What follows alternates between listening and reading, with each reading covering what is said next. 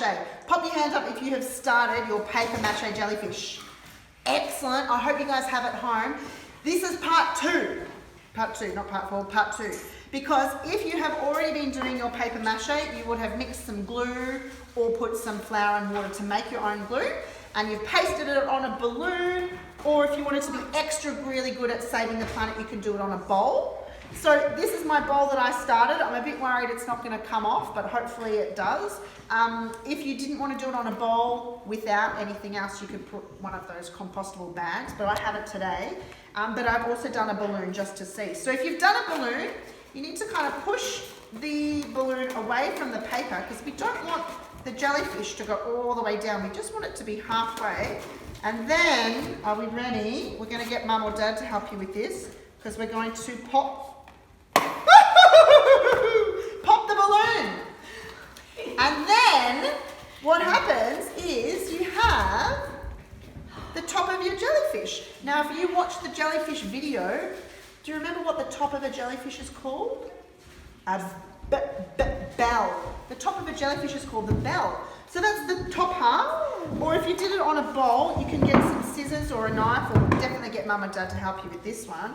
And we're going to inch our way along underneath the paper mache. Oh, perfect. And then, look at that. That's the top of my jellyfish, just like that.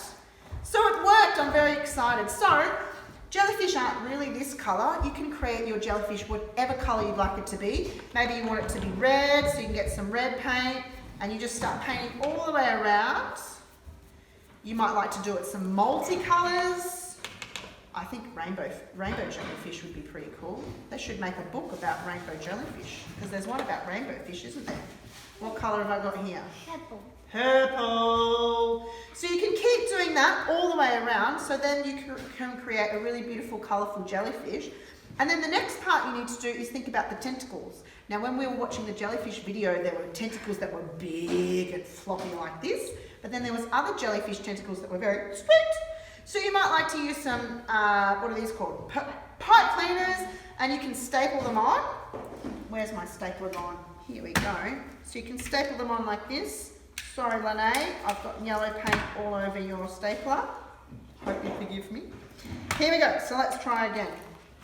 Because if it doesn't work the first time, do we just give up? No. No, we've got to keep trying, don't we?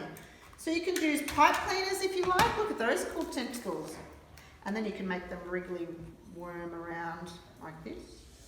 How do you do it? Just with your fingers. You could do it like this. If you wanted it to be even smaller and thinner, you could get some wool, any kind of coloured wool, or maybe even some scraps of material. You could have it like this. Now, if you don't have a stapler, you could always use some glue. You could staple on your big long tentacle. You might like to do different types of tentacles, not just all the same. Like this. Or you might like to get some tissue paper, or some crepe paper is probably really good. And you can scrunch it up like this, and then you can make a little wiggly wobbly kind of tentacle like that. Here we go, a bit more paint on the stapler. Maybe wait until the paint's dry. Like this, or if you've got some bubble wrap at home, these kind of look like the little circles on the bottom of octopus tentacles, don't they? You could cut some strips or rip some strips like this. You could paint them. You could paint them a bit like this, or you could keep them clear, and then you can staple or glue them onto your jellyfish as well. Like this. Oops, sorry, Mr. Tentacle. So how cool is that? So you can make your jellyfish, you can keep creating it. Once you've got your paper mache, do a few layers. Don't just do one layer of the newspaper, because it will be very, very thin. The jellyfish will probably break. I think I did about 3 layers on here. So I did the paper, put the glue on, and I waited for it to dry. And then I did the paper and the glue again. I waited for it to dry, and then I did it one more time so that my jellyfish was quite thick. So look at this one over here as well. You want it to be not too thin.